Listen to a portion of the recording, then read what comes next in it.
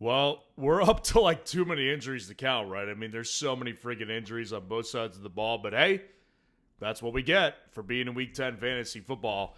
Now it's just crunch time. I mean, you just got to roll with the punches on everything that's happening. So we're going to go through plenty of questions tonight. A little bit of a later start. I had a little bit of a hectic day.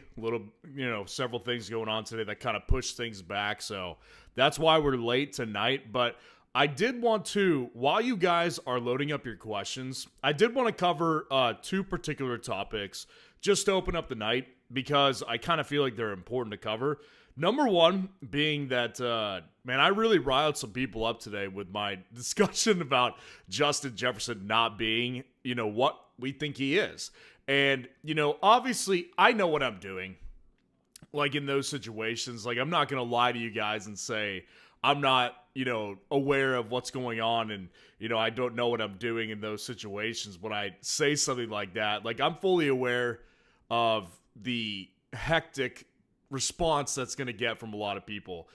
But I also did say this, like I said this in a comment, I think when I say something like that in a ranking video, well, I don't have time to go into like a 5-minute thing of what I really mean by that.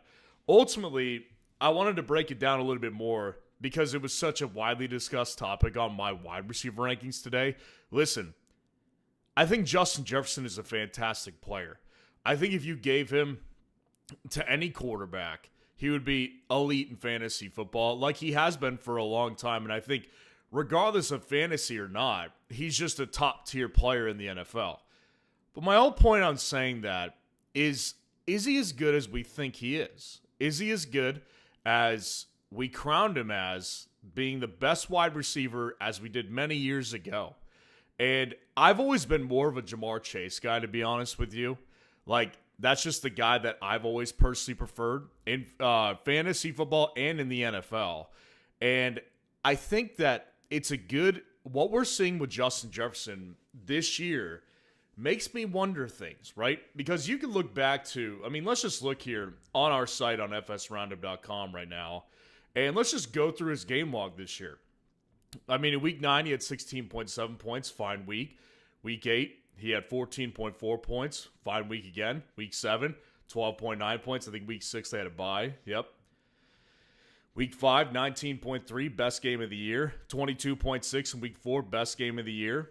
12.5 in week 3. 11.1 in week 2, 14.8 in week 1. If you're not getting the picture I'm painting, it's that, listen, Justin Jefferson has had a bad quarterback situation this year. That's fully in the context of things. But we're talking about a first-round wide receiver here in the fantasy football draft every year. And this is not acceptable production. And there's something to be said. Like, there's a spot on your team, obviously, for this type of production. Like, a solid floor like this is something you'd hope, though, out of your 5th-round pick or out of your 4th-round pick. In your 1st-round pick, it's just not good enough. And I think the dichotomy I was trying to go through on the channel today with the wide receiver rankings was, just look at Garrett Wilson. Garrett Wilson throughout his entire career has had bad quarterback play, and he's been able to make do with it. And particularly this year, he looks really good. So I think my problem with JJ this year is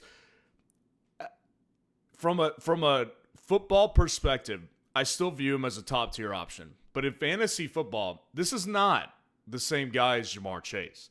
He is not the same guy as Jackson Smith and Jigba. He is not the same guy as Amon-Ra St. Brown, CeeDee Lamb.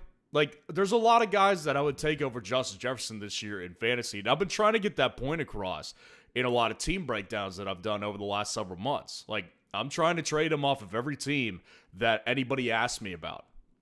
And that's my whole point on this Justin Jefferson conversation that kind of got started when I said in the wide receiver rankings today, I don't think he's who we thought he was.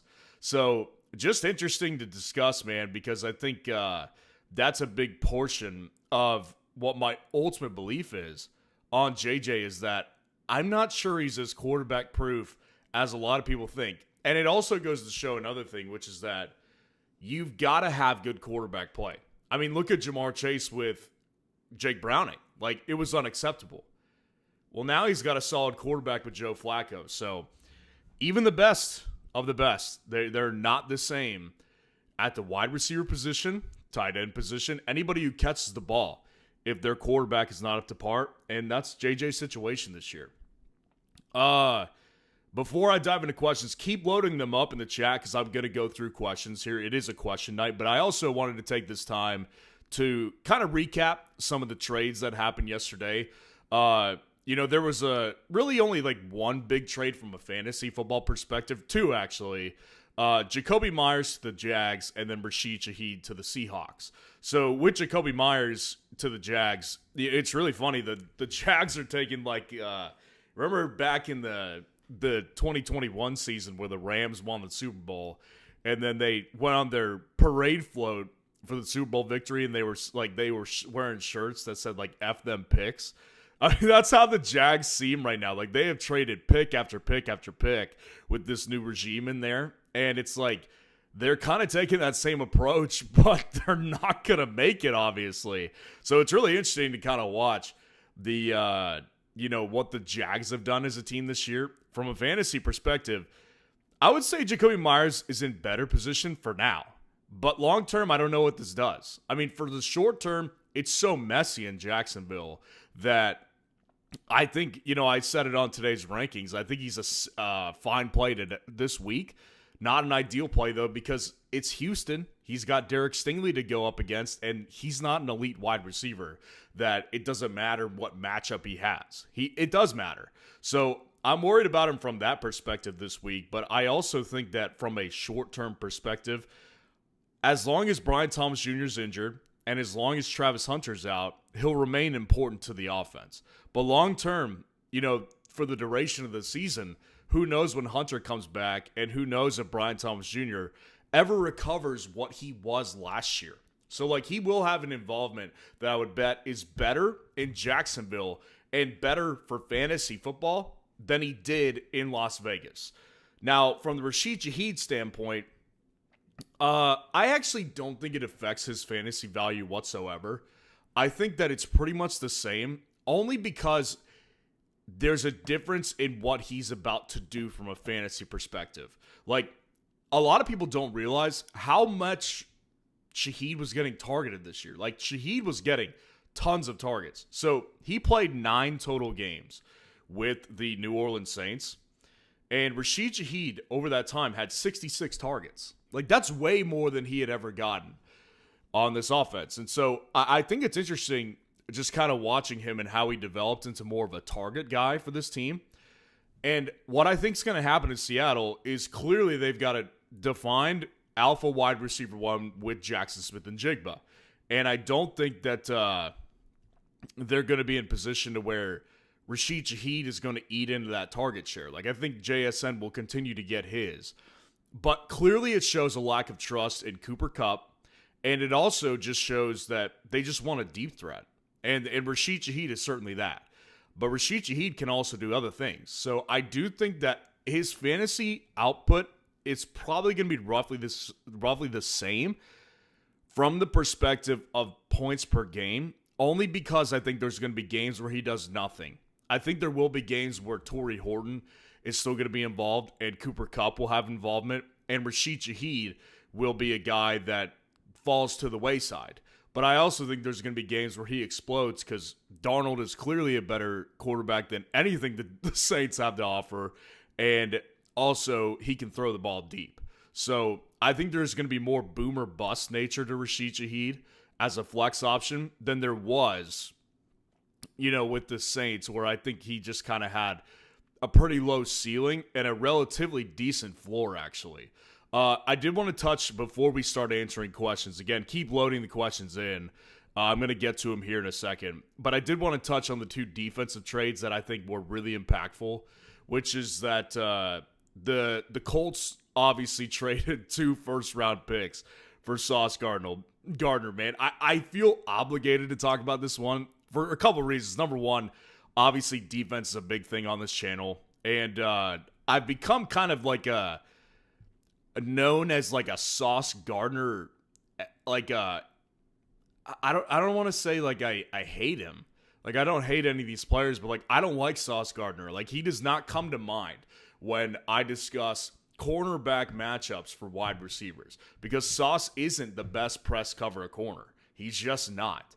And so, to me, like, trading what you would trade for an elite pass rusher or an elite D tackle, like Chris Jones in his prime, Aaron Donald, even the Micah Parsons thing makes more sense to me. Doing that it's so much more logical than giving Myles Garrett value for a corner that's not a lockdown guy. I thought it was bizarre because I thought the Colts were a good front office. That was a bizarre move to me. I mean, it really was. 2 first-rounders for Sauce Gardner is freaking crazy. Like, maybe he'll do better just getting out of the dysfunction of the Jets, but I just don't think that he's that good of a player. I do not think it's worth it. From a fantasy perspective for the Colts defense, I'm sure it will help. Like, I do think it will help because what Sauce does well is he has big plays.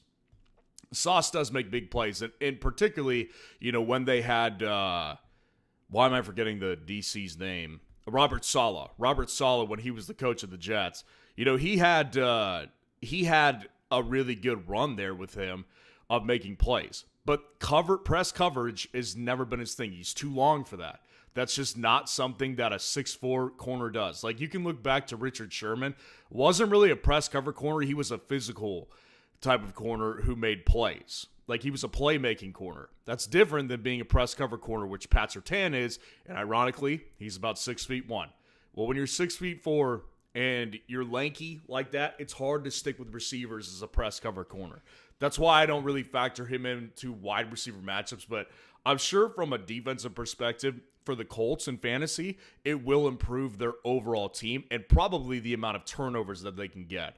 Now, the last trade that I want to cover is the Quinnen Williams trade to the Dallas Cowboys, which I think is a good move for Dallas. Like, Dallas is a, they had a gaping hole in the middle of that defense. I mean, but the problem is they have a gaping hole in the back end too. And even when they're all healthy, I mean, Deron Bland has not done well this year.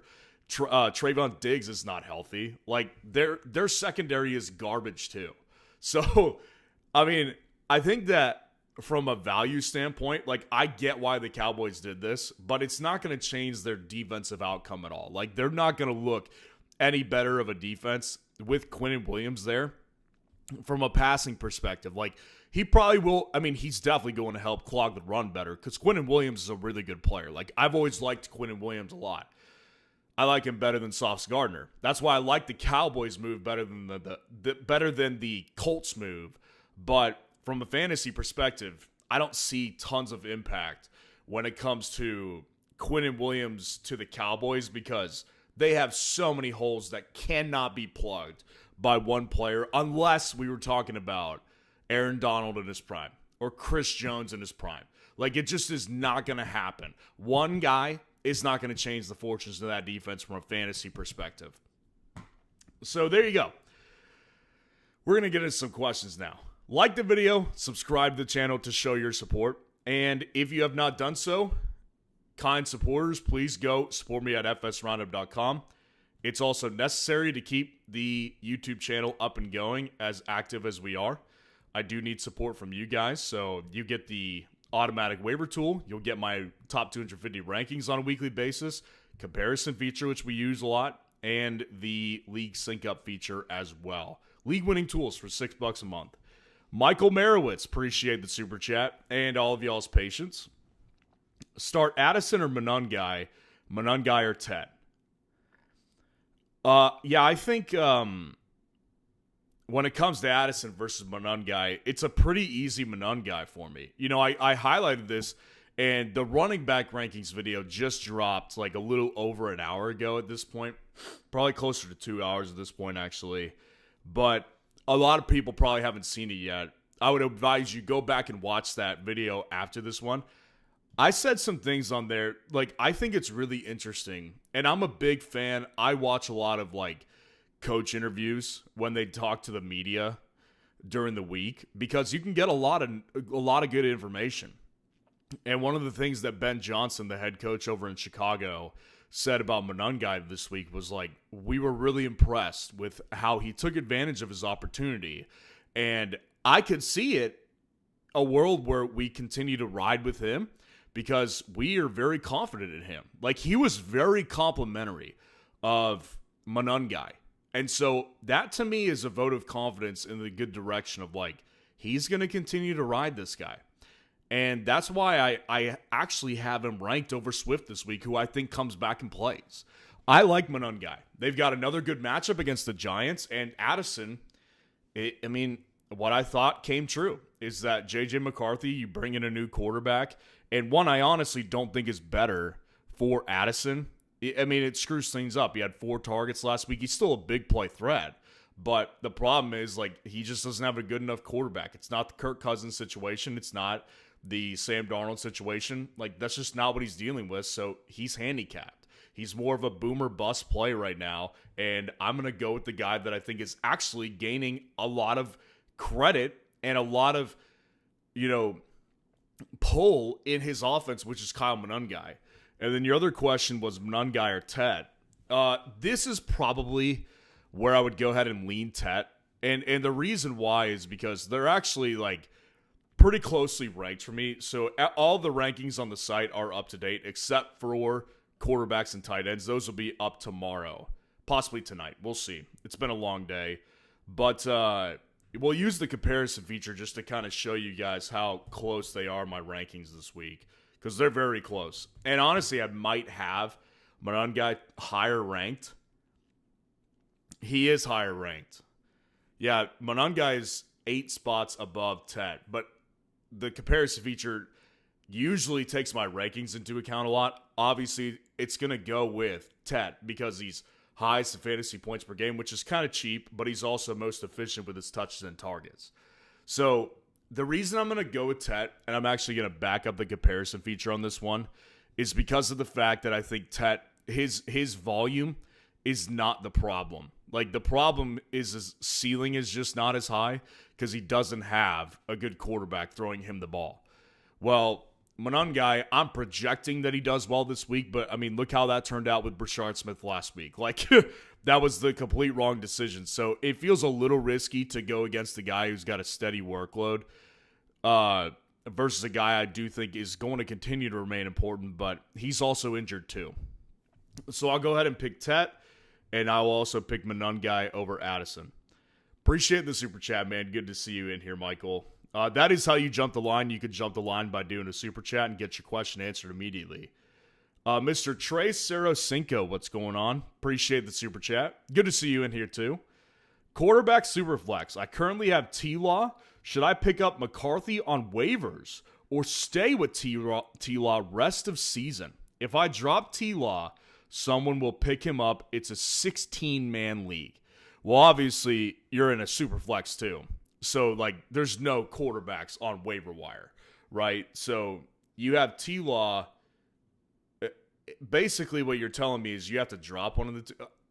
In a Superflex league that's that deep, 16-man, you've got to have a different option to drop. Like, I don't care. 16-man league, it's going to be deeper either way.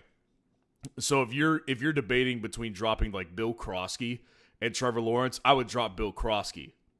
If you're debating between dropping Jordan Mason or Trevor Lawrence, I would drop Jordan Mason. Because quarterbacks in Superflex leagues, they're invaluable.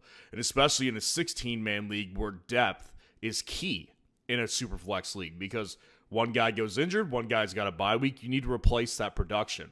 Because quarterbacks just on an average per game basis are just higher performers than most fantasy running backs and wide receivers. So, point being, like, if you need to make space, I would not drop Trevor Lawrence. However, I'm okay with the idea of picking up McCarthy only because it's a super flex league. Now, I'll be honest with you. If your choice truly is Trevor Lawrence or J.J. McCarthy, I would stick with Trevor because I would stick with Trevor in a one quarterback league. I think Trevor has the higher fantasy ceiling than J.J. McCarthy does because, they both run. But I do think Trevor, like, he can have much better days throwing the ball. Like, he just can. So I would definitely prefer Trevor if that really is your only scenario here. But again, I'd be hard-pressed.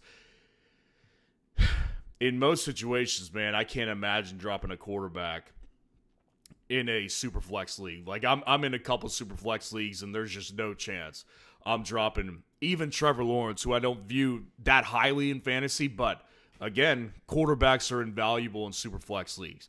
There's no chance I would drop Trevor Lawrence before I dropped Bill Krosky at this point, or Jordan Mason at this point, or Darius Slayton or something like that. Like, there's just no chance I wouldn't. And the percentage chance that you've got someone you could drop before him in its 16-man league, it's got to be high. Appreciate the super chat, man. Good to see you in here. Johnny B, what's going on? Appreciate the super chat. Ray Davis or Ty Johnson if Cook is out? Yeah, I think that Cook is going to play, I would imagine.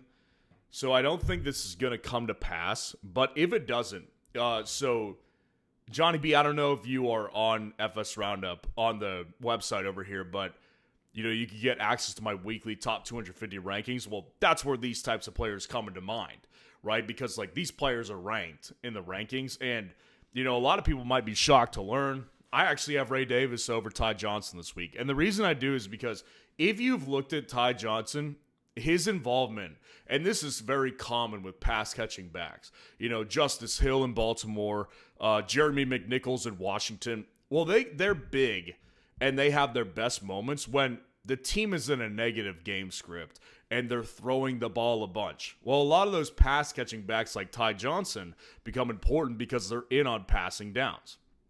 So someone like Ty Johnson is more relevant against the Chiefs, not because they were in a negative game script, they weren't. But they were throwing the ball a bunch, and it wasn't a blowout. Backup running backs like Ray Davis, though, they're different because Ray Davis is more of a carry guy than he is a pass catcher. And he's trusted more than Ty Johnson is to carry more of a stable workload on the ground than Ty Johnson is. So Ray Davis, for that reason, is going to be the guy who would get the carries if James Cook was out. Now, the reason he's ranked higher than Ty Johnson this week, and my rankings are based on the assumption that James Cook does play. I believe he will. So if James Cook ends up playing, I still had Ray Davis higher ranked than Ty Johnson because I believe that they will ultimately, in all likelihood, I would give it an 80 to 85% chance that Buffalo blows out the Dolphins. And what happens is in those types of blowout situations, they give the ball to Ray Davis more, and he gets more carries on the ground, and he does well. So my point being is this. If Cook misses, Ray Davis in a positive game script is definitely the guy that you want. That's why I would go with Ray Davis over Ty Johnson. Appreciate the super chat. Matt Donovan, what's going on? Appreciate the super chat. Start Nix or Stafford this week? Yeah, I mean, Stafford has done really well. I mean, it needs to be acknowledged, man. I mean, Matt Stafford, his production the last, month has been pretty sweet. I mean, really since week 4. I mean, week 4 on. 27 points in week 4, 25 in week 5. I'm not sure why it's not shown in week 6. Week 7, he had 27. Week 8, there was a bye, and then they had 26 this past week. And then they play the 49ers again in San Fran.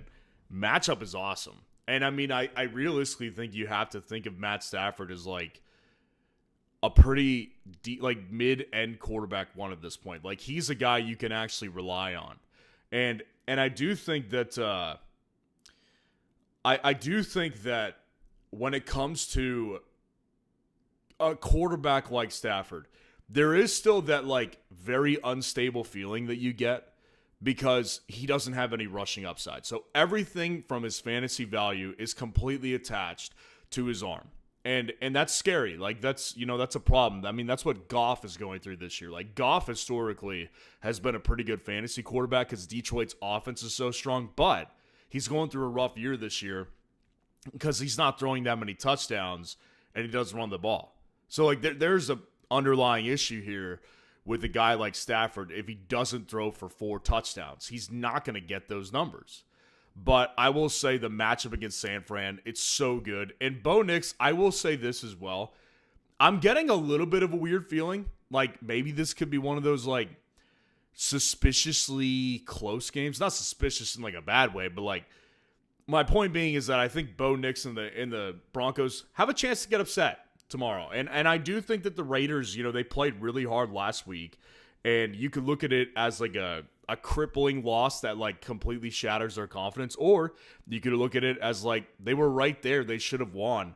They probably have a lot of anger, and they're looking to take it out on the Broncos. I think Bo's a good play this week. Honestly, I think I'm leaning towards Stafford. My quarterback rankings are not set as of the time of this live stream, but I am leaning towards Stafford. I'm leaning towards Stafford because he's on a roll, and they're playing another good matchup. Appreciate the super chat. Jorge Trevino, what's going on? Appreciate the super chat. Who should I start this week between May or Hurts? PPR. Yeah, they're, again, quarterback rankings not up to, not completely ironed out yet. So I can give you the way I'm leaning. And, like, by this time of the week, like, my quarterback rankings are about 85% ironed out. So, like, most of the time I'm going to stick with what I'm going to tell you on the live stream. But I will say, like, keep an eye on tomorrow's video, which is quarterback and tight end rankings. May, the matchup against Tampa, I've been kind of on this crusade this week, which is I have a feeling Tampa's going to win pretty easily. And that kind of worries me for May, not because May has been great. I mean, May has done very well this year from a fantasy perspective, basically every single week. Drake May, last week, 19 points. Week 8, 27. 23 in week 7. Week 6, 25. I mean, the guy's on his own heater as well. I do think that with May, it's hard to bench him with the run that he's on now. Now, obviously, it's just as hard to bench Jalen Hurts, and it's in Green Bay. I actually lean towards May, though, because while I do worry about the Tampa Bay matchup, I don't worry as much about May's performance because, Jalen has had He's had like a couple floor games this year, and the problem is ultimately he's not running the ball enough to be consistent in fantasy. That's his main problem this year, is that's been the lacking cause. Obviously, he's always got the tush push, but from a perspective of weekly upside from rushing yardage, that's not there this year. So he's got kind of this like Matt Stafford complex a little bit. Better, obviously, because he gets in the end zone on the ground every week, basically, but I think his ceiling isn't as high as May's. So I'm leaning May, but again, they're pretty close in my rankings. Appreciate the super chat. Gurzy B, what's going on? Appreciate the super chat. Flex between QJ, Diggs, and Hendy. Leaning Diggs, but I don't know. Yeah, they're all really closely ranked. I really like I love the Chargers options this week a lot. And it definitely feels weird.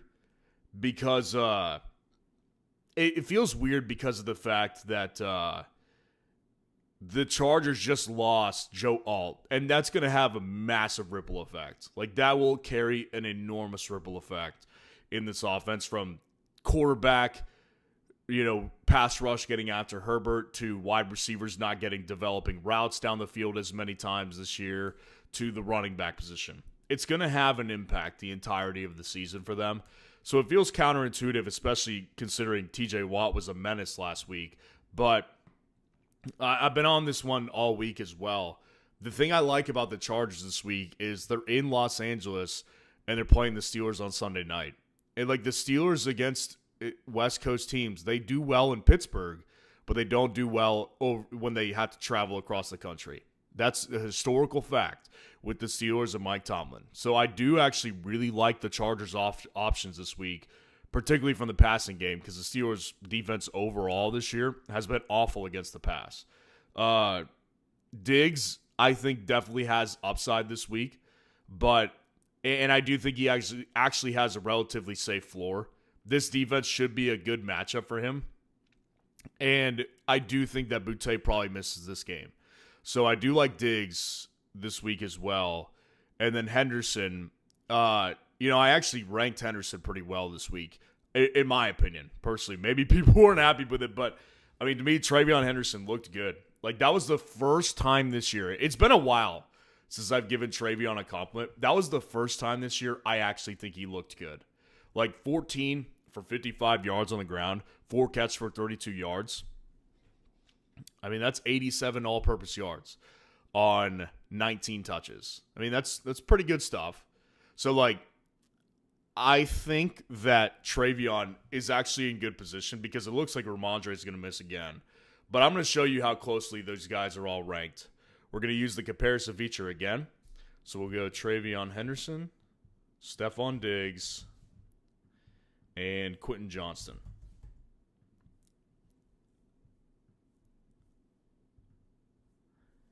So here's the rankings. I'm going to, like, the verdict is QJ in the comparison feature.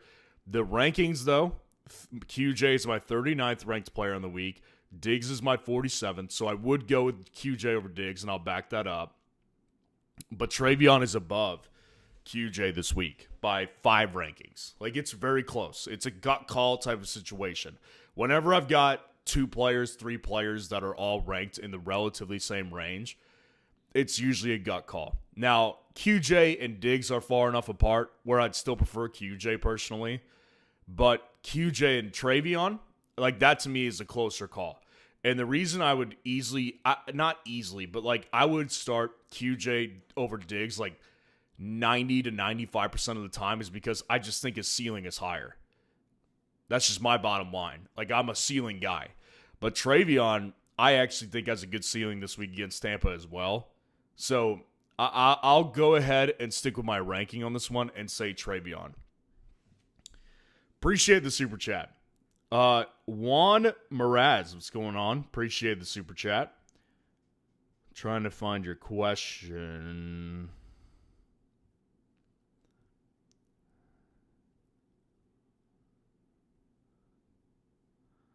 Juan, I don't see anything from you. Maybe I'm missing it. I don't know. Juan, can you put a question in the chat? Because I can't find anything from you. Yeah, if you could maybe put something down below, that would be good. I'll go ahead and answer Dizzy B's question right now while you're going to put it in the chat. And then we'll go from there. Dizzy B, appreciate the super chat. Thoughts on trading Adams, Tracy, and Flowers for McBride and Mason? Oof. Makes me cringe already. I have Chase, London, Rice, Jacobs, Harvey, Walker, and Spears. Lost Kraft for the year. I mean, obviously, the showstopper here is going to be getting Trey McBride. Like, in ordinary terms, like, I'm all in for that because McBride has been excellent with Jacoby Myers, and now it looks like you're in good position. Okay, Juan, I see you have your question. Let me go ahead and just finish this up with Dizzy B, and then I will get back to you, Juan. Yeah, Adams, Tracy, and Flowers, that's a tough pill to swallow. I mean, that's overpaying to me. Like, Flowers, you're selling him low because he's going to break out, and you're going to lose ultimately a good flex piece. For a tight end, yes, that is great, but I will say, like, just one position that's hard to, that's really tough.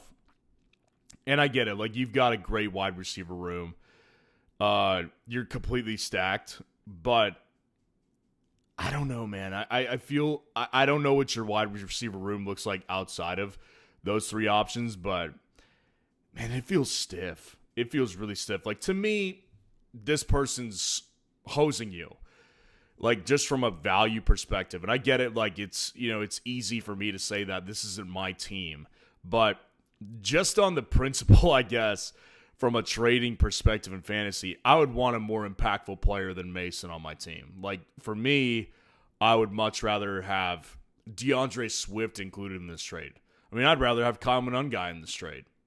But I think you should probably I think you should probably try to get something better than Mason. Like I'm in on taking McBride, but I will say this. It sucks to lose Kraft, but man, like I ordinarily, if I lose a top tier tight end, like I don't feel the need to go out and replace him and get another top tier tight end.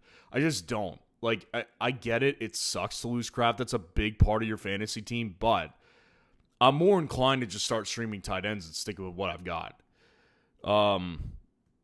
But that being said, like you've got to bench like Devontae Adams or Flowers in most situations because you know your roster probably just doesn't allow 5 flex options. But I mean, it's just tough, man. I would personally try to get someone better than Mason. I would try to get like Woody Marks, RJ Harvey, that type of player, because it just feels really lopsided. Appreciate the super chat. All right, we'll get back to Juan Mraz. Start Lamar or Dart? They're both great. I mean, honestly, Dart's been great. I mean, they really have been great. So, I mean, you look at Dart's game logs, the guy has done nothing wrong. Like, he has had no bad games. Ever since he took the field in Week 4 versus the Chargers, 19 points in Week 4, 19 points in Week 5, 23 points in Week 6, 29 points in Week 7, 19 points in Week 8, and 27 in Week 9. Like, this guy has been awesome. And I'm glad that you're kind of like... Most people wouldn't have this question. Like, most people would be like, oh, I'm going to go with Lamar every time. And, yeah, like, in the ordinary, like, traditional sense, you'd be right. But, I mean, the way things are shaking out this year with Dart, I mean, the guy has been awesome. And he's not getting acknowledged for it as much. So, when I look at the Ravens and Lamar last week, like, he's still that dude, though. Like, that's ultimately the problem is, like, you know, the difference between, like, Jaden Daniels, for example, right? Like, Jaden Daniels, when he came back, it wasn't the same as it was last year or even the beginning of this year. Like, when he came back, it was okay, but, like, nothing special. I mean, last week, before he went out, in 16.2, it's not going to kill you, but it's not great. Week 8 versus the Chiefs, 13.3. Or, no, I'm sorry, that was Mariota. Week 7, 19 points. Like, he was in and out of the lineup, and he wasn't producing those good, like, really good ceiling games like we had gotten from him, particularly last year. But with Lamar, we're still getting those. And that's kind of why I ultimately lean Lamar, because, like, yes, it is the Vikings defense. It doesn't really matter to me. Like, in theory, Dart has the better matchup, but, like, you drafted Lamar to put the guy as your set-and-forget quarterback. I'm not going to turn my back on him now because Dart is the hot new thing.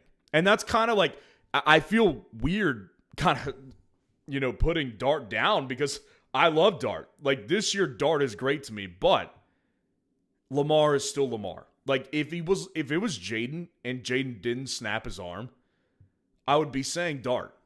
But that's only because Jaden has not been the same guy this year. Well, now he's out, obviously, so it's easy for me to pick on him. And I'm not picking on him to be mean. I'm just saying, like, it's easy for me to use him as an example because he hasn't been good. Like, Lamar has been, though. And that's why I would still go with Lamar. Appreciate the super chat. Johnny B, appreciate the super chat. Good to see you back here. How do we feel about Brees after the whole trade deadline drama? Is he going to throw the game and not do well or underperform now to create better value? Oh, I love this question. This is so good. This is such a good question right here. Listen, I actually, Johnny B, I don't know if you watched my running back rankings video, but I put it out probably about 2 hours ago at this point.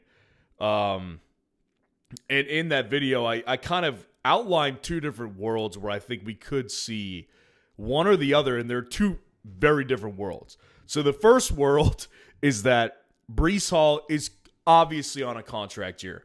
conventional wisdom and just looking at the history of how it goes in the football world is if you're on a contract year, like you're going to be playing your butt off because you want to get the most amount of money. Again, conventionally, like that's always the side I would go with. But there is another world here where it actually makes sense to me too. If I was an NFL player, I just want to put myself in his shoes for a second.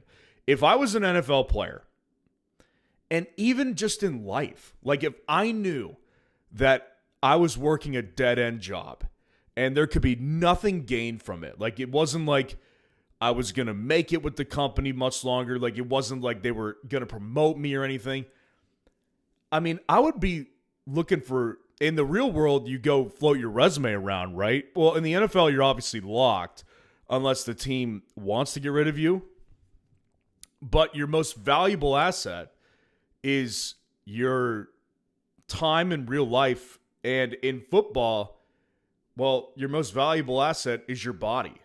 So, like, the reason I say that is because I think there is a world where Breece Hall looks at the situation and he picks and chooses when he's going to try really hard.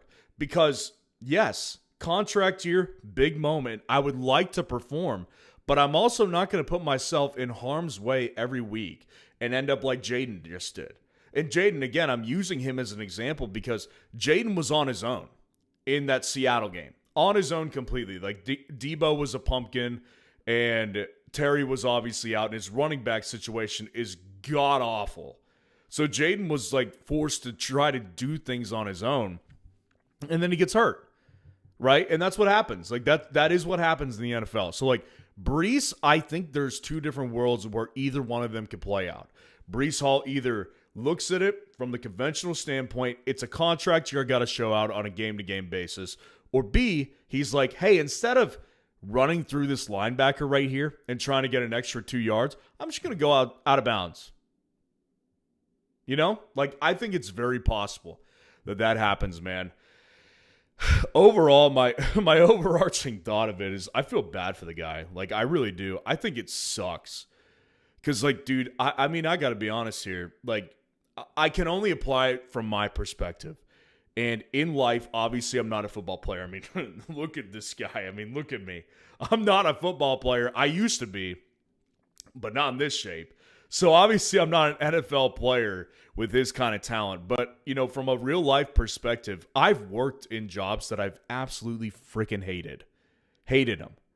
And, you know, that's why, like, I need you guys, you know, to, if you would be so kind, support the site so I don't, you know, not only that I don't have to do that. Obviously, everyone's got to work, but, like, this is what I really love doing to help you guys, and for, like, me, I love doing this. But what I'm saying is, like, I've worked in jobs I've hated, and that feeling sucks. Like, that feeling sucks, and that's probably what Breece is going through right now. Like, that was the reason I brought it up. Is like, Breece has to be just hating his freaking life, and that's why I worry about, like, a player like him who the league values him. Like, the league definitely values him.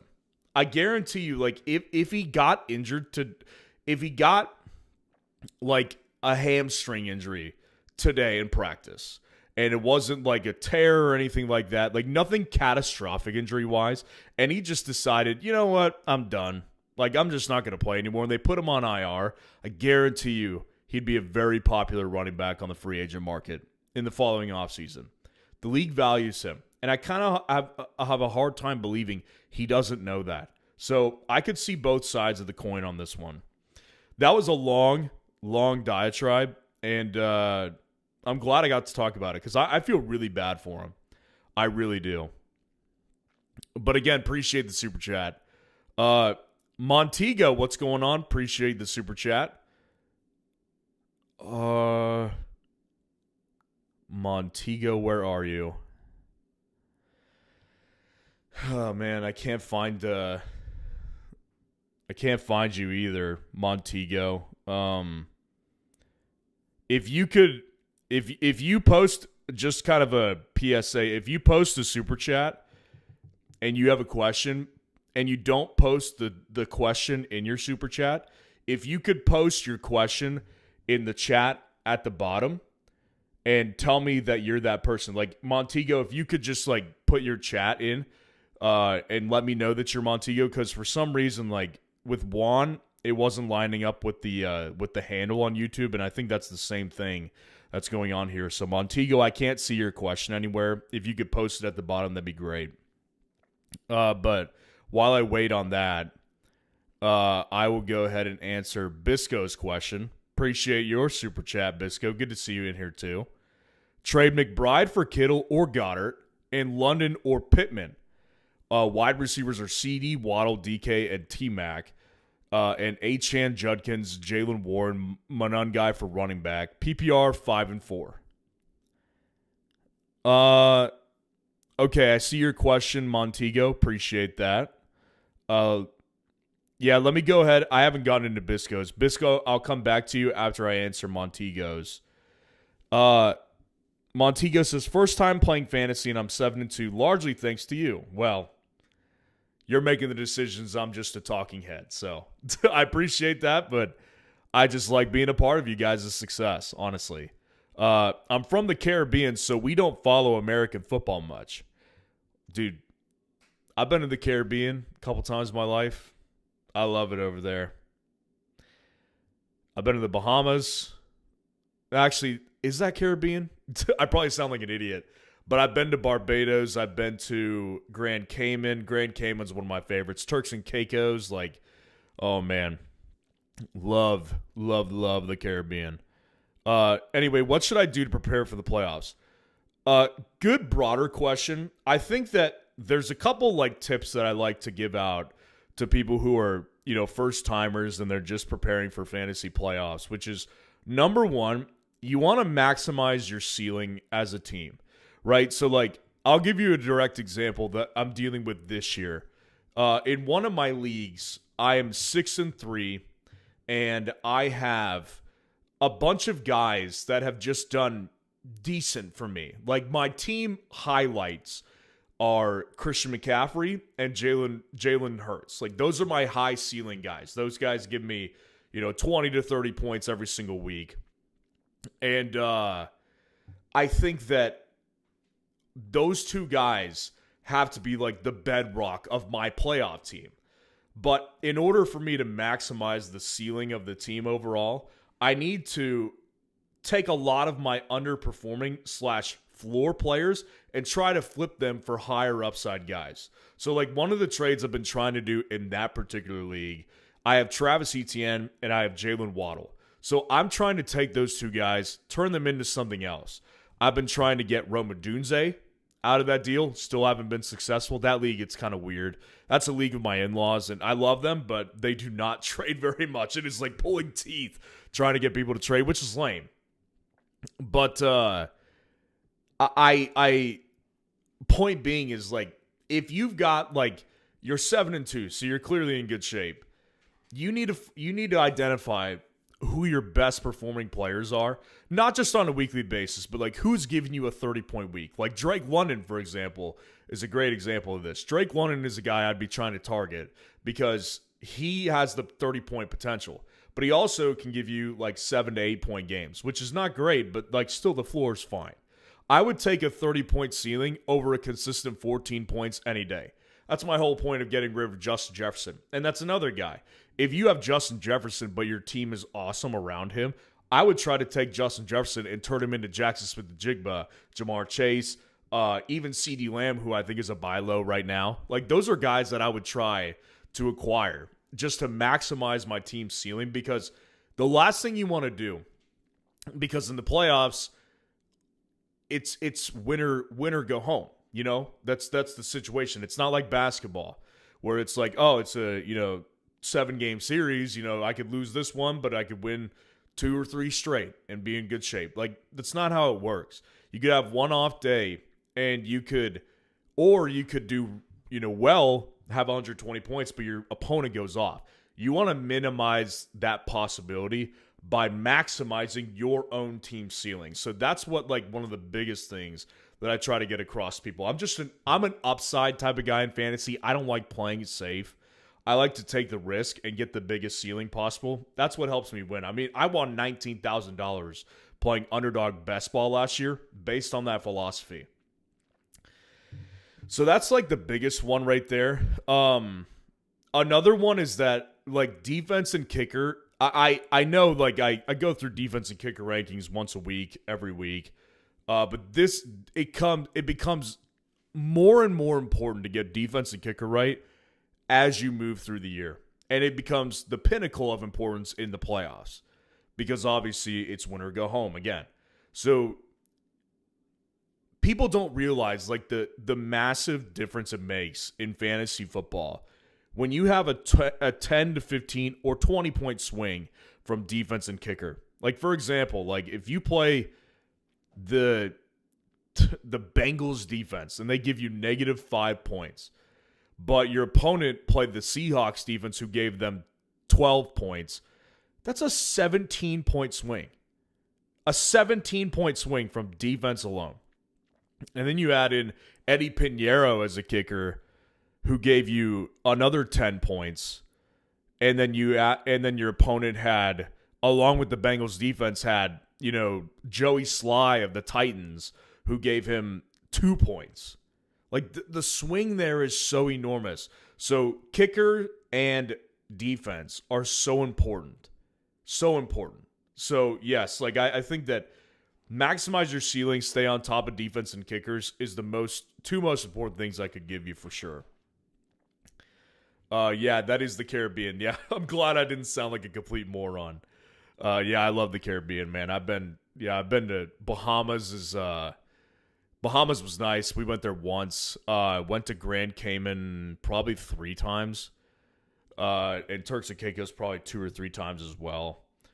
And yeah, curious where you're at, what part of the Caribbean you're at, because dude, that freaking water, man, so beautiful.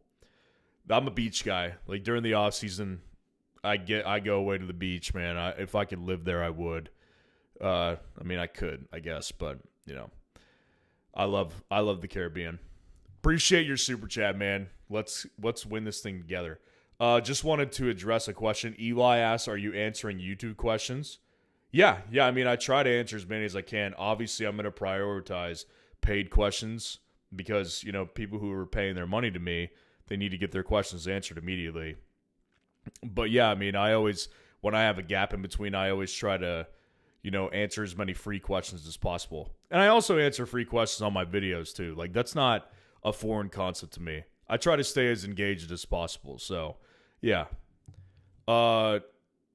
Bisco, appreciate the super chat. Trade McBride for Kittle or Goddard and London or Pittman.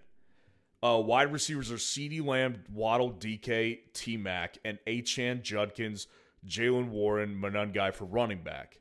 PPR 5 and 4. Thank you.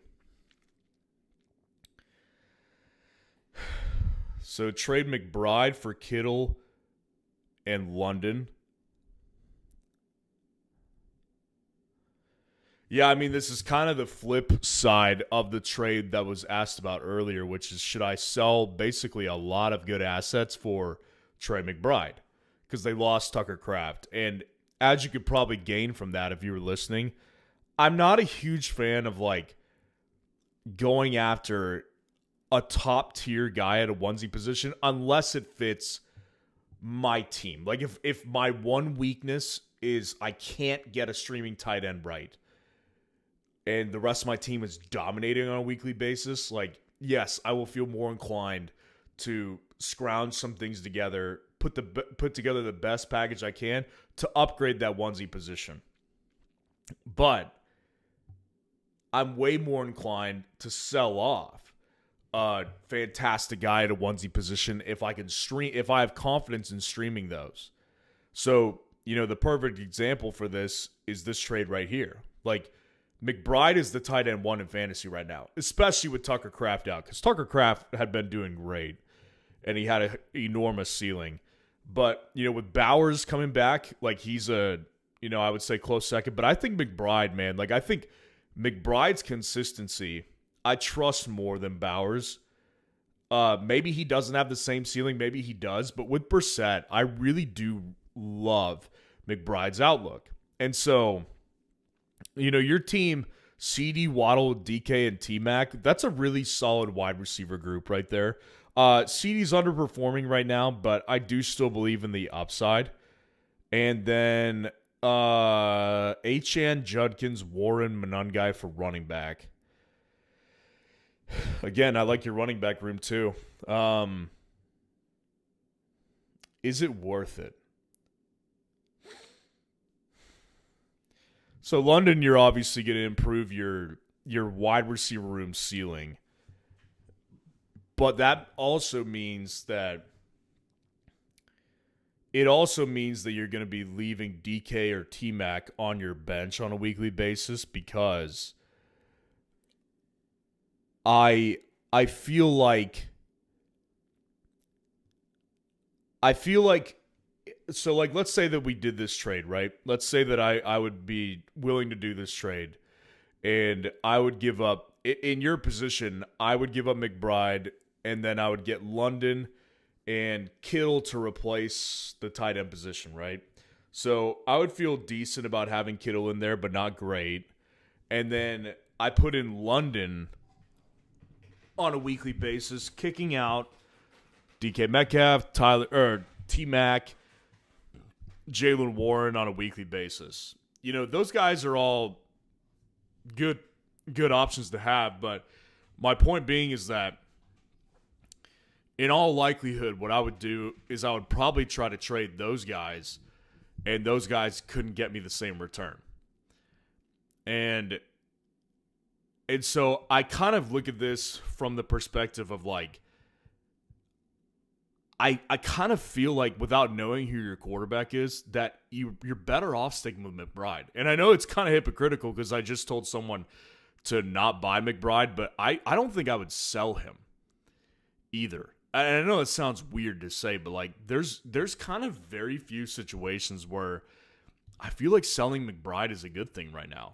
Unless your wide receiver room is complete trash, or your running back room is complete trash, and you need someone there, like, then it makes sense.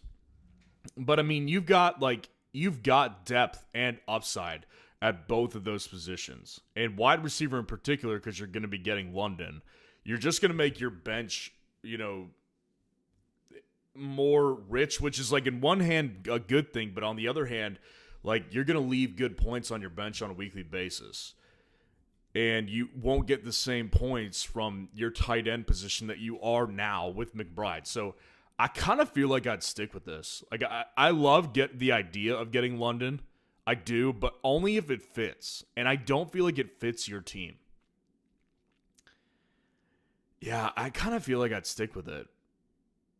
Appreciate the super chat. That is a good question, though. It was close for me. I think I'd stick with Kittle. But again, appreciate your super chat. Or I'm sorry, I would stick with McBride. Adam Thompson, good to see you in here, man. Appreciate the super chat. Drop Tracy or Pearsall? Love still a hold or stream? I've been using him since week 1, and it's a bumpy ride, but he does well under the bright lights. That is very true. Jordan Love does do well under the bright lights. And listen, I think that Jordan Love is... I've been known to be higher on him than others. I really have always liked Jordan Love a lot. Like, I think Jordan Love is a really good player. And he just has really off weeks that make me look dumb for supporting him. So it does get kind of tough from my perspective to keep backing the guy up. But when it comes to Jordan Love, I don't have a problem with dropping him, only because of the fantasy stock market situation. Like, that's the way I always tell people. You have to look at fantasy football much like the stock market. Like in anything in life, what holds value, right? Like in the stock market world, it's these companies like Google, Netflix, these types of companies that are giants, right? In fantasy football, that could be viewed as like Jonathan Taylor this year, Christian McCaffrey, Bijan Robinson, Jackson Smith-Njigba, Puka Nacua, Jamar Chase. And then there's like a lot of, there's a lot of other stocks that people buy and sell, and sometimes they go through dips. And I think that Jordan Love, especially after this past week against the Panthers, where he had everything right in front of him, and he totally dropped the ball. Like, if you dropped him, who's going to pick him up? You know what I'm saying? Like, your chances of getting him back are just higher. You know? Like, I don't think of him as, like, a guy you need to feel married to. You know, if you got Stafford, for example, like Stafford at one time this year, it probably still is viewed by many people. Stafford is still probably viewed by many people as a streaming quarterback. Like, that's just the way it is, because that's how he was viewed at the start of the season. A lot of people have trouble adjusting their mentality even as the season goes on. But Stafford, in reality, like, he could be started on a weekly basis at this point. And if you dropped him, probably someone's going to pick up Stafford like that, because he's on fire right now. Love, on the other hand, is coming off a massive stinker. Massive stinker. So, yeah, I mean, Love, like, if you're making room, because in the same question you asked me to drop Tracy or Pearsall, like, for me, I would drop Love before I dropped either of those guys. Because those two guys, I could still see positional value and on the trade market too. Like, and I know a lot of people's trade windows are winding down. A lot of people in their leagues, the trade deadline in fantasy lines up with the trade deadline in the NFL. So I get it. It's winding down for a lot of people. But if your trade window is still open, like, Pearsall and Tracy have much more value on the trade market than Jordan Love does right now. And the same thing with the waiver wire. Like, you drop Tracy, someone's going to pick him up, which means he had trade value. You drop Ricky, someone will pick him up. That means he had trade value. Love, you could probably get him back. I mean, if you need to make room and they're on the same roster, I would drop Love. If he's not on the same roster and it's just a question of can I drop him, I think you can, but I wouldn't say you need to do it just out of rage. Like, don't just drop someone for no reason. Tracy or Pearsall, if that's a separate question, I would probably drop Pearsall before I drop Tracy, only because we have no freaking idea. I mean, this is the Bucky Irving situation. Except it's actually a little bit more annoying because Ricky Pearsall, they keep saying, like, oh, he's gonna come back, he's gonna come back. Well, he's still not practicing today. So, like, he's not coming back this week. So we're just getting that carry just gets dangled in front of our face. Like, oh, he's going to come back.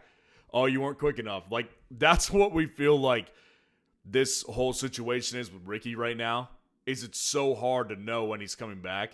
And it feels like he's just this ghost on your roster right now who has perceived value but actually doesn't. So if I had to drop one of Ricky or Tracy, it would definitely be Ricky. Appreciate the super chat.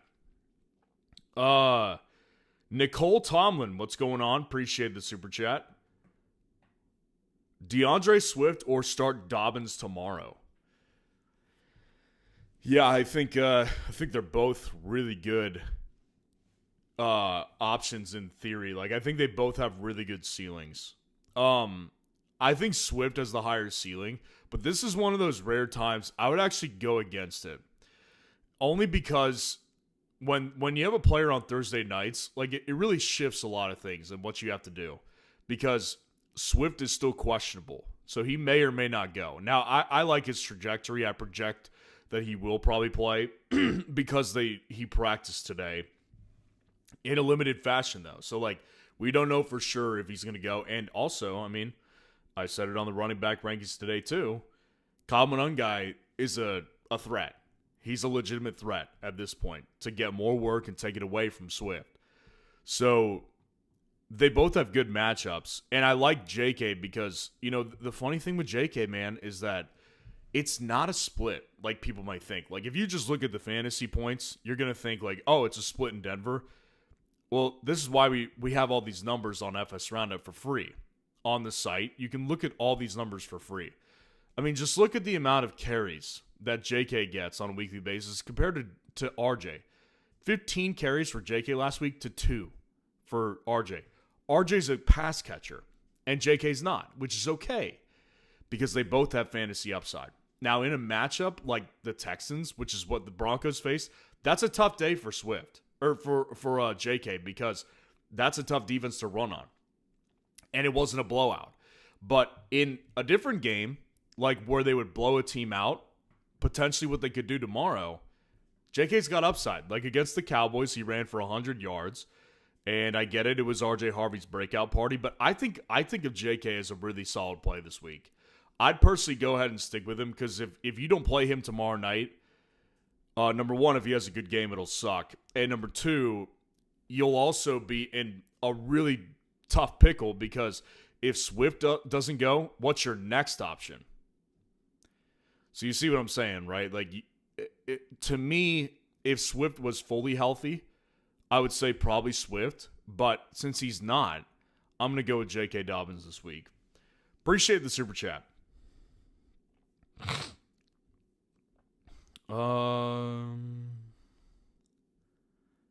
Montego, appreciate the super chat. I appreciate it. I have Jefferson will try to get JSN or CD. Yeah, that's the best move, I could say. I mean, I really do think that in all reality, JJ, I mean, I've highlighted this so many times. It feels like a broken record. I mean, the amount of times I've highlighted JJ's ceiling this year, it's so low. Like, it's so low that it doesn't make me feel like I'm getting an actual good ceiling out of my team like I could. Because, the good thing about JJ this year is he's got tons of trade value because of the name value he brings. That's really the most valuable part of JJ this year, though. Is his ceiling is low. Like, his ceiling is like 20 points, which, like, on the surface is not low, but he's only hit it once. And also, that's not good enough from your first-round pick. When you've got second-rounders like JT and JSN giving you 35-plus opportunities. Like, it's just not the same. So, yeah, I would do that.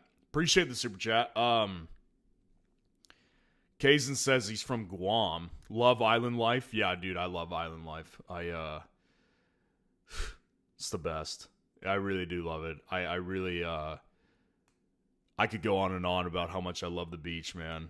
I love small beaches, like little islands, man. They're the best, bro. They're the best. Like, I could go on and on. I'm not a big beach guy, but I'll take any beach, but especially if it's island life, it's awesome. Admiral Habibi, what's going on? Appreciate the super chat. Would you drop Hawkinson to grab Loveland? That's tough, man. It actually shouldn't be that tough.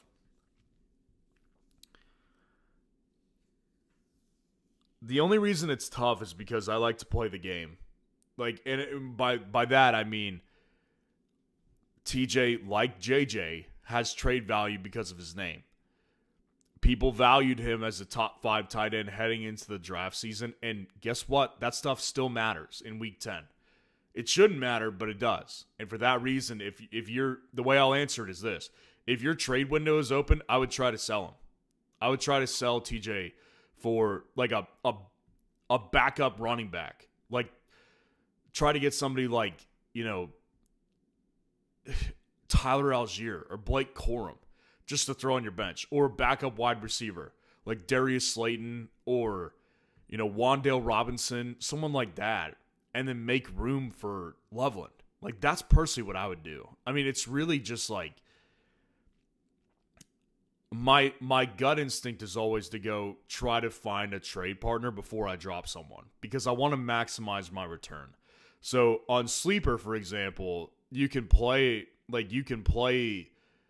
the game better, because let's say that, like, I don't want to take up another bench spot because I want to grab Loveland off of waivers. I could trade Hawkinson for $25 fab, and just like maximize my fab from that player. Like, that's a move that I would do as well if you could trade for fab.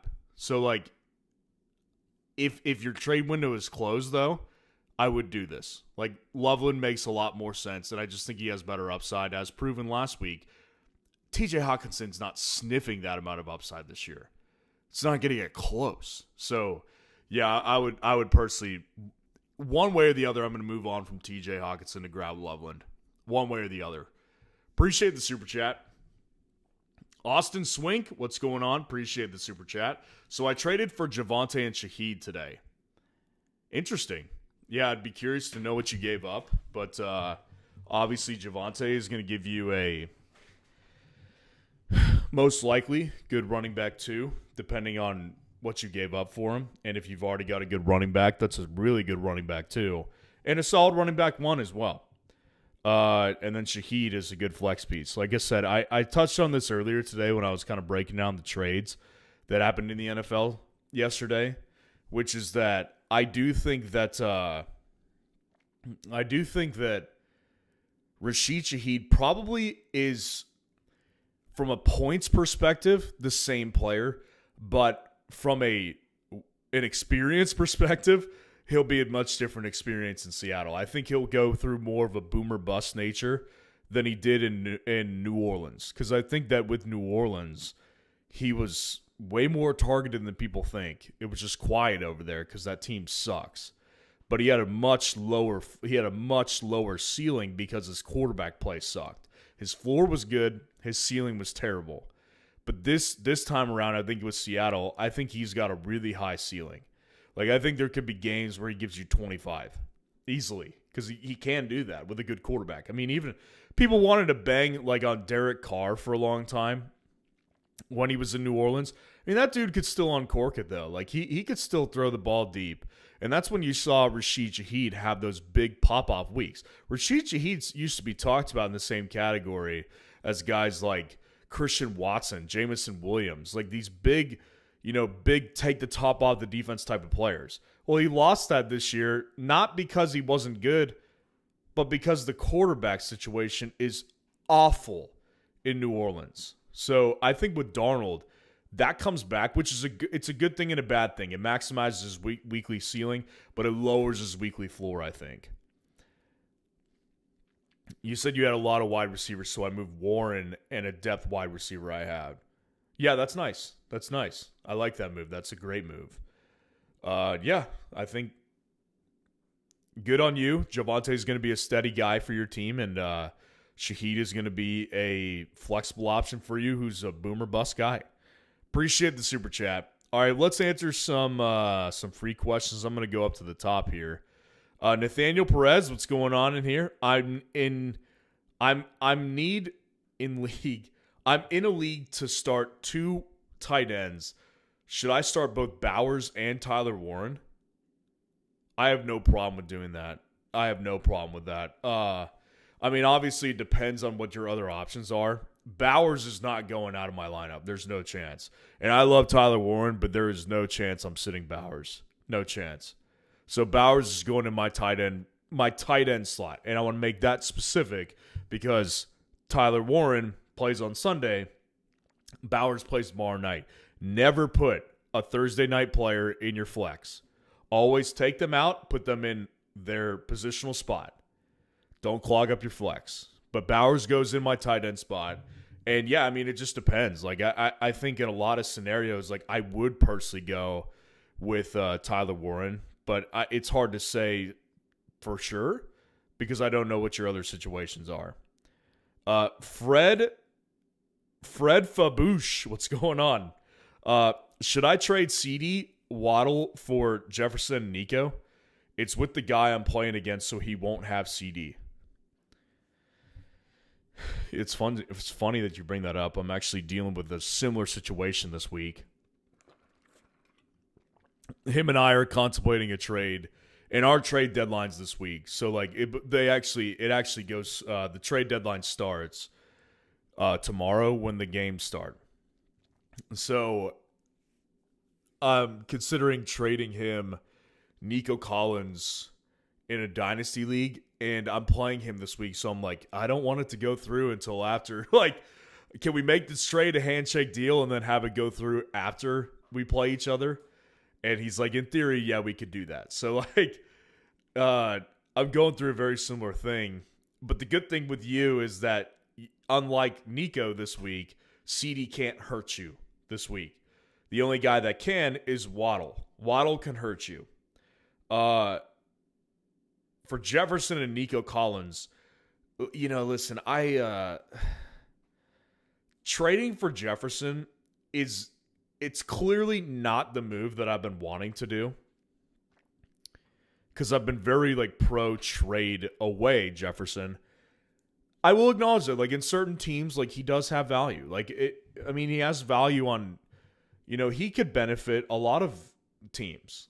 He could benefit if your team is a disaster and you're still on the border, you have a chance to make a playoff run, but you need solid production every week. JJ's fine. But, in your position, man, Waddle gives you a very steady floor of, with the exception of basically 1 week, he's giving you a floor of 10 points.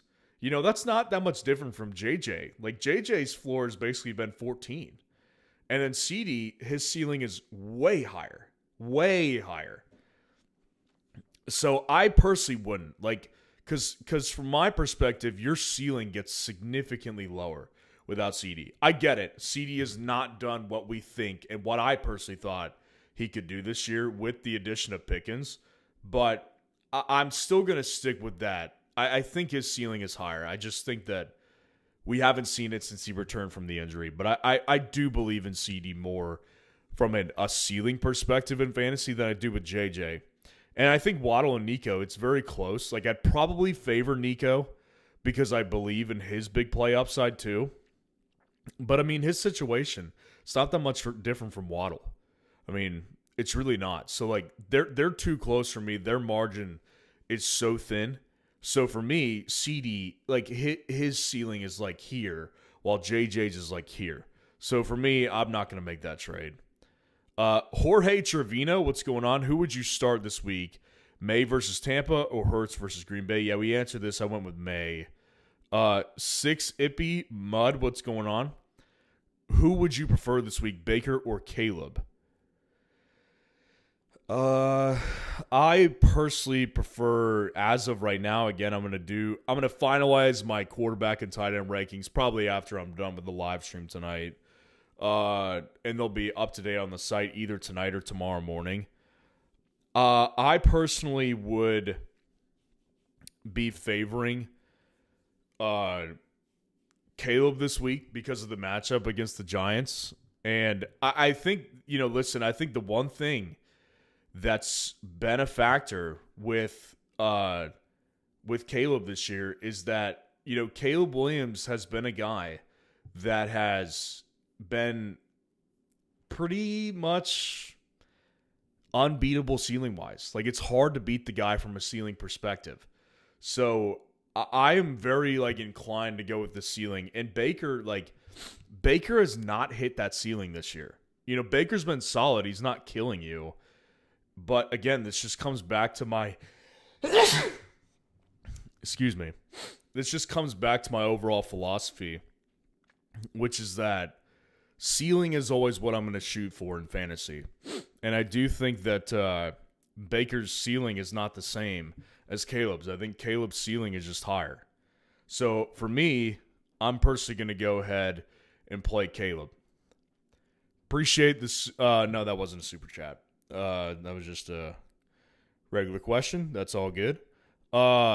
Woodchuck's Fantasy Football. Appreciate your super chat. No PPR, start Tucker, DK, Myers in the flex. Concerned about DK's usage. That is apparent because in ordinary terms, DK is the easy answer, but we will answer the question. Looking to trade for a running back. Who would you rather have, Henry or Rico in non-PPR? That is a great question. That is so good. Let me think on that one because that's going to take me a little bit. To me, the easier question is the first one, which is Tucker, DK, or Myers. In a non-PPR league, touchdowns are invaluable. Invaluable. Because, a guy like Jacoby Myers, particularly, him as a player overall, never been a guy who's frequented the end zone. On the New England Patriots, he wasn't like that. He wasn't like that in the Raiders. And I don't see it being any different in Jacksonville. Because he's with all of Brian Thomas Jr.'s faults, he's a big play threat. And he's a guy who can get in the end zone and take the top off of defense. Jacoby Myers is a really good route runner, and he's a good possession receiver to have. And that makes him a good PPR play. right? Because a lot of like his stat lines are going to be peak Jacoby Myers. His stat lines are like 8 catches for 90 yards. And he gets you 17 points in a full PPR format. But that's different than, having a non-PPR league where he doesn't do as well for you because those catches don't count. Like, nobody cares if you get 10 catches for 50 yards, like Wan'Dale Robinson, for example. That means nothing. That's 5 points for me in a non-PPR league. In full PPR, that's 15. But, like, point being is, like, I'm sure you're very aware, in a non-PPR, touchdowns are invaluable. So for me, like, I would play Tucker over Myers because at least with Trey Tucker, he's a big play threat too. Now he's about to take on more of a serious role as he kind of already has taken this over. He's taken on a really serious role as their like possession receiver without Jacoby Myers. But I think to me, the answer still is DK. And I get you. Like, I'm concerned about DK's usage as well. And I've highlighted a bunch of the issues I've had with DK on wide receiver rankings. Like, and my issue is less with the usage. It's about the chemistry with Rodgers and the drops on a weekly basis. No quarterback wants to get a receiver who drops the ball. I mean, just think about in Jacksonville for a second. One of the reasons, I'm sure the main reason they traded for Jacoby Myers was because of the injuries that are stacking up at the position. But, there was a time where Brian Thomas Jr. was being floated around in trade circles because he's had an awful season dropping the ball almost weekly. I mean, weekly for sure, but like multiple times a week. So like no quarterback, I don't care if you're Trevor Lawrence or Aaron Rodgers, and Trevor Lawrence is a way more lax guy than Rodgers is. Rodgers is intense, man. He does not like drops. He hates them. And again, I know like every quarterback hates it, but Rodgers in particular, it does worry me because is there a correlation between, last week with him getting 4 targets, Calvin Austin getting 6, and then, collectively from the tight end position, you had 16 total targets. Like, I think it's not impossible to conceive that idea. But still, with DK, I'm going to play him because it's a non-PPR format. Like, in a non-PPR format, the big play upside with him is always there. Like, last week it didn't hit, right? And I get that. It sucks if it doesn't hit because it's boom or bust. But it usually does. Like, he's been pretty frequently in the end zone this year. I mean, DK's had 5 touchdowns, and he has 16.1 yards per reception. Translation, big play threat. So I'm going to go with DK for sure. And then back to this impossible trade. Oh, my gosh. So hard. I for a long time, I thought Derrick Henry was a great buy low. And, I mean, I still want Henry on my team. But bottom line is you can't call him a buy low anymore. Like, he's just not. I mean, he was a buy low a month ago, but he's not anymore. So, like, you can't call him a buy low trade target anymore because that's just not the case. And then Rico, I mean, the guy's just been unbelievable. I mean, I saw, dude, it's so crazy. Like, people don't realize this. Rico Dowdle is, like, I think he's, like, in the top 5 for rushing yards this year. I'm going to give people a second to think about that. Like, Rico Dowdle has started 4 games for the Panthers, and he's top 5 in rushing yards. That's insanity. The guy's been dominant this year. Dominant. And they finally made the move, and it paid off immediately. Now, I do want to say this. I love Rico, and he was in the top 5 of my rankings this week. Like, I love him. But I do worry about this injury, because let's say, like, my belief is that this week he plays through the injury because he did last week. And if you want to know the reason why I think that is because, much like in life, psychology plays a big part in football too. Like, think about the mindset of a guy like Rico. Rico just took over the backfield from a $40 million man. Rico Dowdle just took that over from Chuba Hubbard, who got a $40 million contract just earlier in 2025 from the Panthers. Well, you don't want to give that back, because if you give them a reason to, they'll give it back to him. And he's also fighting on a one-year deal as well for a big contract too. So, like, Rico wants to play through this injury. Like, he's just doing mind over matter right now. So I believe he will play, and that begs the question, how healthy does the guy get? Because Carolina's bye week, I don't know when it is. Let's look that up, actually. Panthers bye week. Week 14. So he's got 4 more games to play. Wait, no, 5. 10, 11, 12, 13, 14. Yeah, 5 more games to play before he hits the bye week, and then he hits the bye week the week before the fantasy playoffs. That makes me a little nervous, because I'm like, what? Do the wheels fall off? He's got 5 more games to play. And if he doesn't miss time, kind of wonder, will we have used up all of Rico's power? It does make me wonder that. So I'm leaning towards Henry, because of the fact that Henry is fresh. He is on a better offense that I trust more, and their schedule is cake. Now, Rico's schedule hasn't mattered. I get it, but I'm going to lead with Henry. But they're very, very close. They're so close. Like, even now, like, saying this, I'm like, there's a world where Rico just dominates Henry in the playoffs. But historically, Henry has done very well in the playoffs. Like, that's what Henry does. So I'm leaning Henry, but it's very close, man. I mean, Rico's been great. So they're both guys that I would want to trade for. Let's put it that way. Like, you're looking for a running back, whichever one you can get, be happy with. But if I had to prioritize one, I would go with Henry. Appreciate the super chat. Okay, let's answer some more free questions up at the top.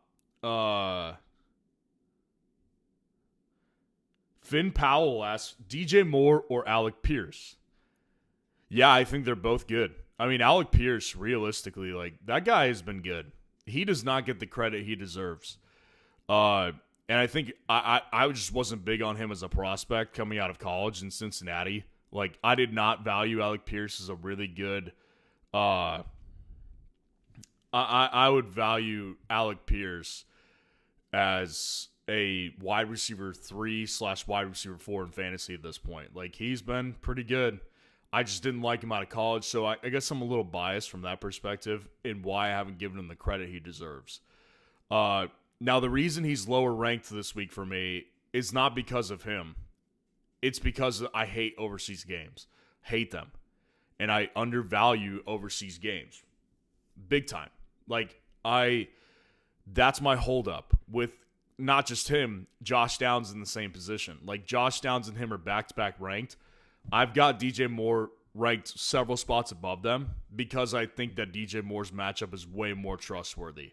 And he's gaining importance in the offense, man. I mean, he definitely is an important player. So, I do think that potentially DJ Moore has another good week. And I find it less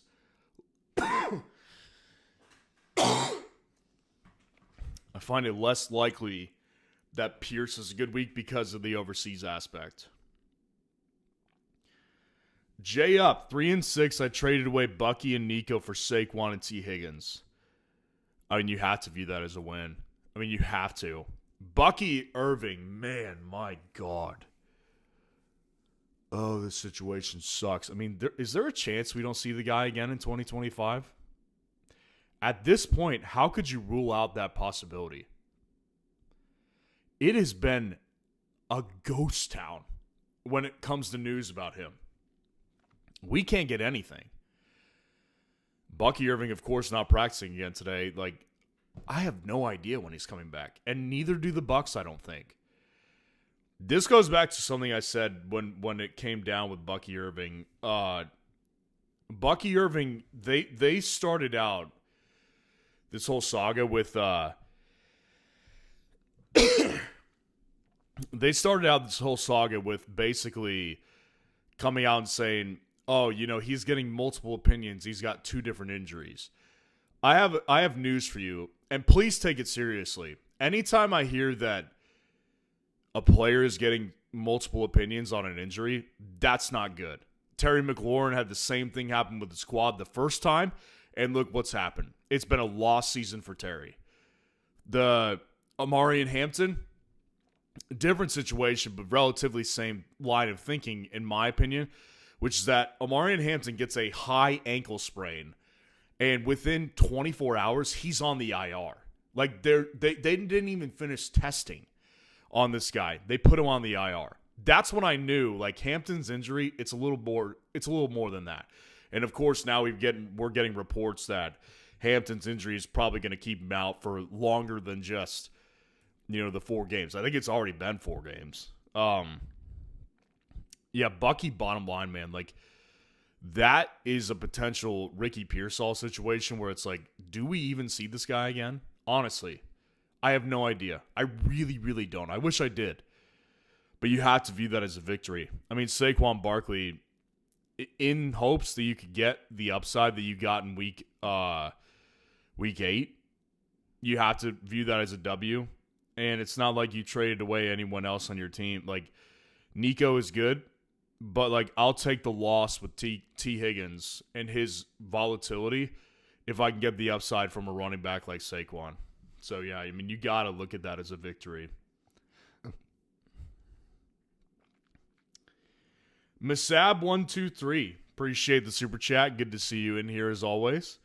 Someone dropped Woody Marks. Should I pick him up and play him over Etienne or Brees? What wide receiver waiver to pick up? Pierce, Watson, Slayton, Trey, or Judy? So let's address the first question, which is, should you pick him up and play him? I would definitely pick him up. I'm not sure if I would play him. I do think that, listen, when it comes to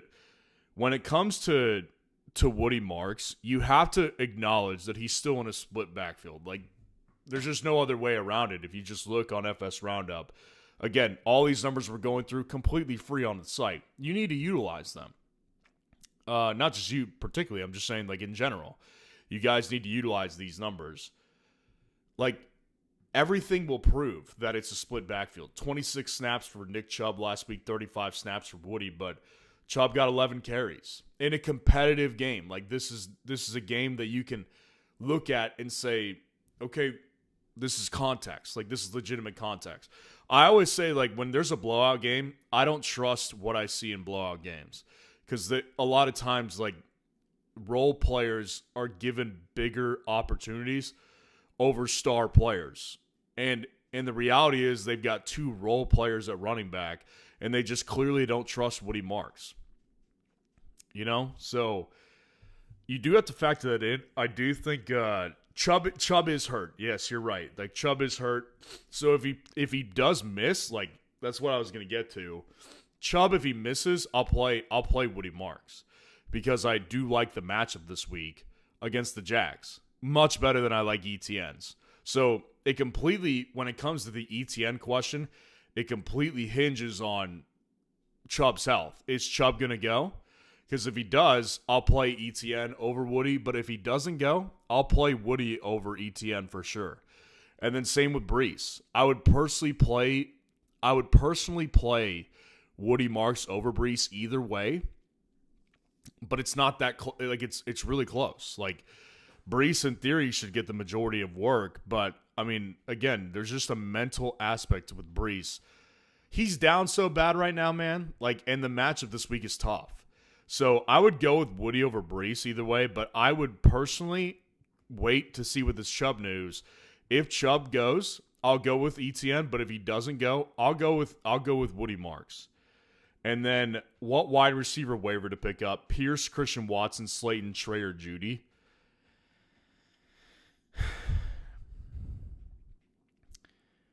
Judy's out. Judy, you can scratch him off the list. Nothing is going to change over there with Dylan Gabriel. As long as Dylan Gabriel's the starting quarterback, I want nothing to do with any of their receivers. Wave sayonara to Jerry Judy. because I'm not grabbing him. And then like the other ones, they are all really solid options. Like all these guys should be rostered in reality. I'm leaning, like my natural instinct is to lean towards the best passing offense, which is Watson's. But with Trey Tucker, like he is a guy that should 100% be rostered now. I mean, we're talking about the wide receiver one on a team. Like that's what it is. Like Jacoby Myers being gone, I get it. Like it's been not the greatest. It hasn't been a good year for Jacoby Myers. And obviously Brock Bowers is the showstopper in that offense. But, I mean, Jacoby Myers had 6 targets this past week. Like, that's going to open up. And if you think they're going to lock it, think again. Like, Trey Tucker's going to get a lot of work. And he's got big play upside. So, like, you factor in the big play upside with Watson, right? And I do as well. But, like, he doesn't see a drastic amount of targets. Now, he could because of Tucker Kraft's injury. But they still have Dobbs. They still have Golden, who I'm sure they do want to continue to work in the game. They're going to have Wicks coming back. Like, they've got other options. Las Vegas has nothing outside of Bowers. Nothing. So, I find it impossible to not pick up Trey Tucker at this point because of the fact that they have no other options. And I get it, like you're saying you're worried about Geno. I understand that. And I do think that, obviously, Bowers is the number one guy, but like Trey Tucker is a guy that's going to get 6 to 8 targets on a weekly basis now. Like I would be shocked if he didn't. So I go with your gut. Like you seem to be reluctant to pick up Trey Tucker. My second option is definitely Watson. It's definitely I would pick him up over Slayton personally and Alec Pierce, but again, I do prefer Tucker. Like, my gut's telling me Tucker because of the lack of other options. Green Bay still has a bunch, and it's still a very ambiguous wide receiver room. Now, Romeo Doubs has dominated targets, and that's another reason why. Like, Watson has never been a target guy. So, for me, I'm going to go with the targets and go with Trey Tucker. But I see your points, and I see everyone who has issues with this one. Go with your gut. If your gut's telling you a different way, go with that. But my second option would be, if you really don't want to, would be Christian Watson. Appreciate the super chat, man. Good to see you in here as well. Okay, we'll answer a couple more, and then I'm going to go ahead and end it off for the night. Like the video and subscribe to the channel to show your support if you haven't done so. And again, guys, every number we've been through tonight is free. Now, the comparison feature that we've highlighted a couple times, the league sync-up feature, the top 250 rankings of mine on a weekly basis, and the automatic waiver wire tool. That is all the premium subscription, and that's $6 a month. League-winning features for $6 a month. That's an excellent price. Like, we dropped that from $8.88 to $6 a month, basically to make it affordable for everyone in the world. Like, people here tonight from the Caribbean, we dropped that for you guys. So you need to get in on it today.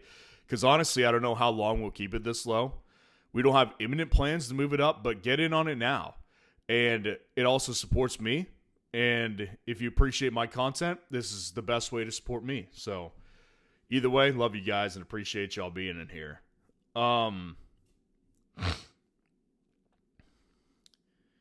Chris Coate, always good to see you in here, Chris. You are a true lifer over here, man. Always good to see you.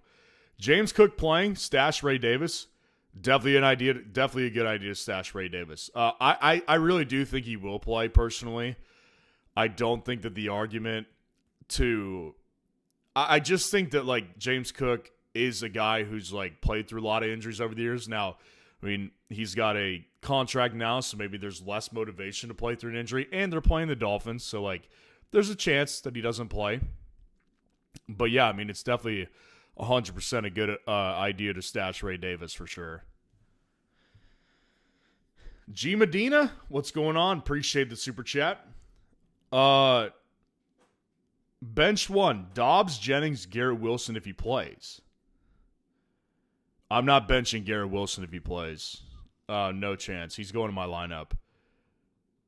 This one, it's so funny. On the wide receiver rankings today, I made it a point to put Juwan Jennings down in his own tier, like in the basement of my rankings today, because I just think he's just not a good fantasy play. Like, you could even, like last week, right? I mean, you look at last week, and mind you, this guy has been the wide receiver one over there over Kendrick Bourne for weeks now. Like, Kendrick Bourne has not been a really relevant fantasy name for many weeks for me, because like he had good weeks without Jennings and Ricky Pearsall, but like with Jennings back in the fold, like Jennings is the wide receiver one there. And even still, like his ceiling this year is basically what we got in week 9.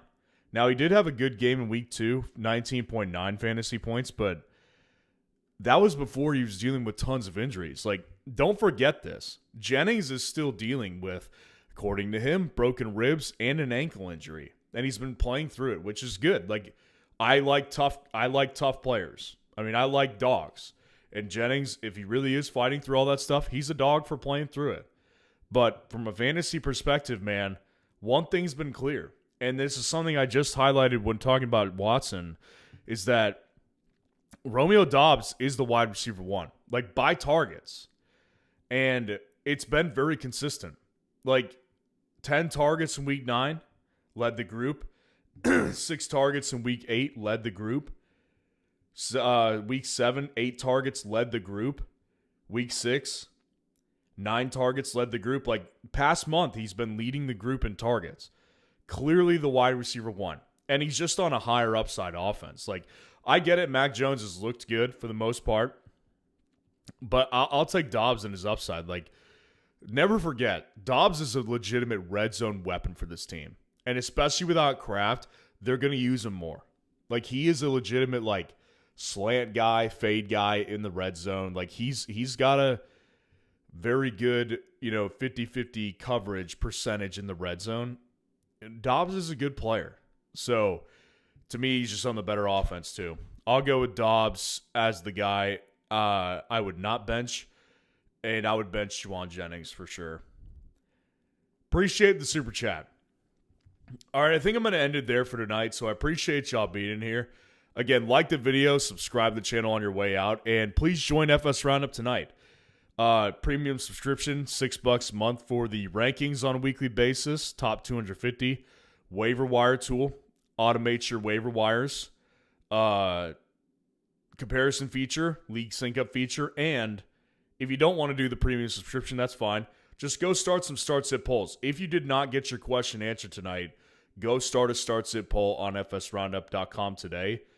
That gets immediate feedback and results from the community on what you should do in your start-sit situation. So that's free to do. Love you guys, and I'll see you in tomorrow's video. Peace.